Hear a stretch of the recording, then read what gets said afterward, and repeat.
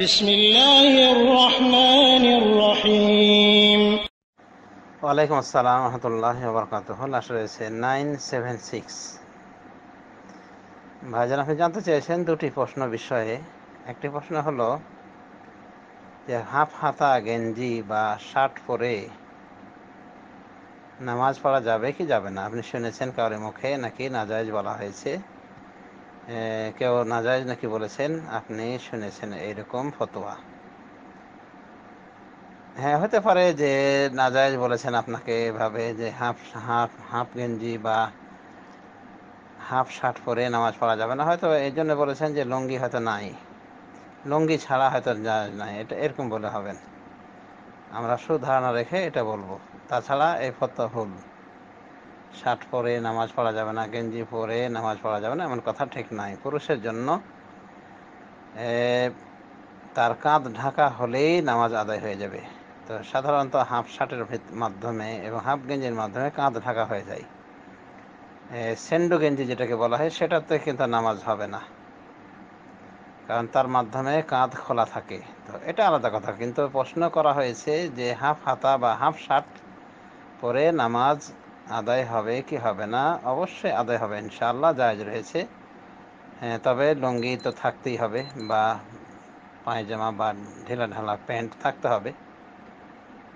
তো অসুবিধা নেই ইনশাআল্লাহ। রাসূলুল্লাহ সাল্লাল্লাহু আলাইহি ওয়াসাল্লাম বলেন, লা ইউসাল্লি রাজুল ফি সাবিল ওয়াহিদ লাইসা আলা আতিকিহি মিনহু শাই। কোনো ব্যক্তি, কোনো পুরুষ ব্যক্তি নামাজ পড়বে না একটি মাত্র কাপড়ে যার কোনো অংশ তার কাঁধে নেই। মানে কাঁধ খালি রেখে কোনো ব্যক্তি নামাজ পড়বে না, এভাবে রাসূলুল্লাহ সাল্লাল্লাহু আলাইহি ওয়াসাল্লাম সহিহুল বুখারীর হাদিসে বলেছেন। অতএব পুরুষের করণীয় হলো যে সে কাঁধ ঢেকে নামাজ পড়বে, অন্য পক্ষে তার কাঁধ ঢাকা থাকতে হবে। আর পুরুষের আওরত নাভি থেকে হাঁটু পর্যন্ত, এটা সালাতের বাইরেও, তবে সালাতের বাইরে ব্যাখ্যা রয়েছে। হাঁটু সে খুলতে পারে প্রয়োজন দেখা দিলে, রানও খুলতে পারে, এমনও কিছু হাদিস পাওয়া যায়। রাসূলুল্লাহ সাল্লাল্লাহু আলাইহি ওয়াসাল্লাম থেকে কিছু বর্ণনা পাওয়া যায় যে উনি তার রান মোবারক থেকে কাপড় সরিয়েছিলেন। আবার কিছু বর্ণনা পাওয়া যায় যে হাঁটু থেকে কাপড় সরিয়েছিলেন। তাহলে বুঝতে পারা যায় যে হাঁটুর এই দিক, অর্থাৎ যেটা রানের দিকে কাছাকাছি বা রান, এটা যদিও কিছু হাদিসে বলা হয়েছে যে এটাও এক প্রকার আওরত, ঢেকে রাখার স্থান রান, কিন্তু যেহেতু রাসূলুল্লাহ সাল্লাল্লাহু আলাইহি ওয়াসাল্লাম থেকে এটা খোলার প্রমাণ পাওয়া গেছে, অতএব আমরা বলবো উভয় প্রকার হাদিসের সমন্বয় দিতে গিয়ে যে এই রান এটা ঢেকে রাখা উচিত, তবে এটা আওরাতে মোগাল্লাজা নাই, মানে অত্যন্ত জরুরি ঢেকে রাখার স্থানের ভিতর নাই, প্রয়োজনে রান খোলা যেতে পারে। তো এই হলো কথা। তো এটা নামাজের বাইরে, কিন্তু নামাজের অবস্থায় ন্যূন পক্ষে হাঁটু থেকে নাভি পর্যন্ত ঢাকা থাকবে। এটা ন্যূনতম কাপড়। আর সহিহুল বুখারী হাদিস থেকে আমরা জানতে পারি কাঁধ ঢাকা থাকে, মানে পুরুষের ক্ষেত্রে। আর নারীর সর্বাঙ্গ আবৃত থাকবে সালাত চলাকালীন, একমাত্র হাতের কবজি এবং চেহারা খোলা রাখতে পারে। তবুও পুরুষদের সামনে যদি নামাজ পড়া লাগে তাহলে মুখকে ঢেকে দেবে। এভাবেই মুহাক্কিক উলামায়ে দ্বীন বলেছেন, মানে তারা মাথা থেকে পায়ের পাতা পর্যন্ত ঢেকে রাখবে, শুধুমাত্র চেহারা হাতের কবজি খোলা রাখতে পারে, নামাজের সময় খুলে রাখবে। তবু বেগানা কোনো পুরুষের দৃষ্টিগোচর হলে ঢেকে ফেলবে, এগুলোকে ঢেকে ফেলবে। তাহলে মহিলা এবং পুরুষের ক্ষেত্রে সালাতের প্রস্তুতিগত বিষয়ে পার্থক্য রয়েছে। আর পুরুষকে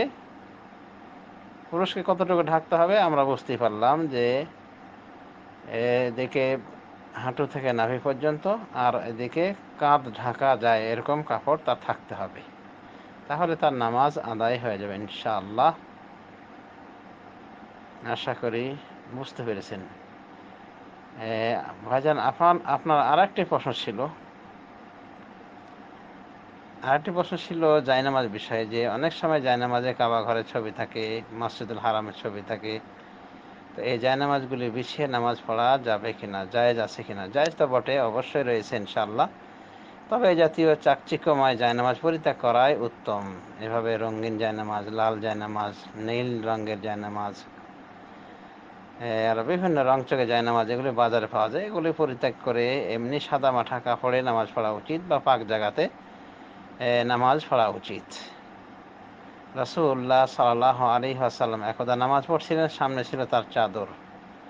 তো তিনি ওই চাদরটি পরিবর্তন করতে বলেন এবং বলেন যে এই চাদরের নকশা আমাকে নামাজে গাফেল করে দিচ্ছিল। একবার এদিকে তাকাচ্ছি, একবার ওইদিকে, মানে একবার নামাজের দিকে মনোযোগ, আর একবার চলে আসে ওই রঙিন চকচকে আর দিকে, মানে নকশা খচিত কাপড়ের দিকে।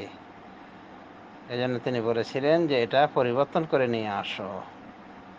তাহলে এই সহিহ হাদিস থেকে আমরা জানতে পারলাম যে কোনো চাকচিক্য বস্তু যেটা নামাজের ক্ষেত্রে উদাসীনতা সৃষ্টি করে, এগুলি পরিত্যাগ করা উচিত। তাই এই জায়নামাজগুলি পরিত্যাগ করা উচিত। আর কাবা ঘরের ছবি আছে সেজন্য এই জায়নামাজ না যায় এমন কথা নয়। আসলে আমরা বিষয়টা আবেগ দিয়ে অনেক সময় ফতোয়া দিয়ে বসি। কাবা ঘরের ছবি থাকলে তাই কি হলো, অনেকে মনে করেন যে ওটা থেকে পালানো লাগে, মানে পা পড়ে যায় অনেক সময়। তো কাবা ঘরে, আসল কাবা ঘরেই যদি পা দিয়ে নামাজ পড়া বৈধ থাকে, তাহলে এটা কেন বৈধ হবে না? কাবা ঘরে পা দিয়ে আমরা ঢুকি, নামাজ পড়ি। রাসূলুল্লাহ সাল্লাল্লাহু আলাইহি ওয়াসাল্লাম নিজেই নামাজ পড়েছেন, মানে বুখারী শরীফের হাদিস প্রমাণ। সাহাবায়ে কেরাম পড়েছেন, আজও পড়া হয়ে থাকে। তবে নফল নামাজই পড়া উচিত কাবার ভিতরে। তাহলে কাবার ভিতরে তো পা রাখা হচ্ছে, পা না রাখলে আপনি নামাজ পড়বেন কেমন করে? মসজিদুল হারামে পা রাখা হয় না? পা তো রাখা হয়। এমনকি আরো বড় কথা যে চোরের ভয়ে জুতোটাও রাখতে হয় যে কোনো এক জায়গায়। তাহলে যদি আসল মসজিদুল হারামে এটা বৈধ থাকে, পা রাখতে পারি, তো এই জায়নামাজের ক্ষেত্রে পা রাখা যাবে না কেন? What is the difference? তো এগুলো হলো আবেগ বিবেকের কথা। বেলাল রাদিয়াল্লাহু আনহু মসজিদের ছাদে, অর্থাৎ কাবা ঘরের ছাদে উঠে আজান দিয়েছেন। তাহলে তো উনি পা একেবারে মাথায় রাখলেন কাবা ঘরে। তো এগুলো নিয়তের উপর নির্ভরশীল। কেউ যদি বেহুরমতি করার জন্যে কিছু করে থাকে এইসব জায়নামাজকে নিয়ে, সেটা আলাদা কথা। কাজেই কোনো সমস্যাই নেই। শেখ ইবনে উসাইমিন রহমতুল্লাহ আলাইহি, যিনি সৌদি আরবের একজন শ্রেষ্ঠতম ওলামায়ে দ্বীনের অন্তর্ভুক্ত, তিনি এই জাতীয় জায়নামাজকে বৈধ বলেছেন। এবং এরকম সমস্যা যারা মনে করেন, তাদের জবাবে বলেন যে আসল কাবাতে তো পা রাখি আমরা, আর বেলাল তো কাবা ঘরের উপরে ছাদে উঠে আজান দিয়েছিলেন। আর সহিহ হাদিসে পাওয়া যায় যে রাসূলুল্লাহ সাল্লাল্লাহু আলাইহি ওয়াসাল্লাম কাবা ঘরে হেলান দিয়ে বসেছিলেন। হেলান দিয়ে মানে পিঠ, উল্টো পিঠ দিয়ে বসেছিলেন কাবা ঘরে হেলান দিয়ে। তাহলে পিছন কাবা ঘরের দিকে করেছিলেন। তো এগুলো বৈধ ছিল না অবৈধ ছিল? বৈধ, অবশ্যই বৈধ।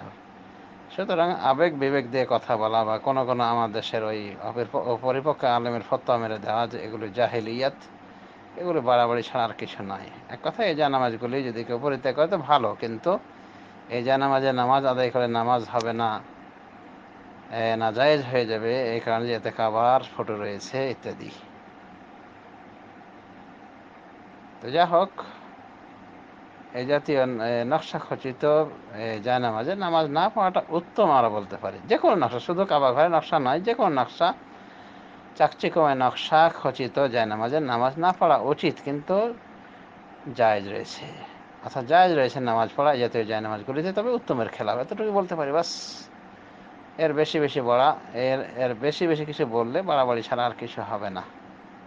আশা করি বুঝতে পেরেছেন। ধন্যবাদ।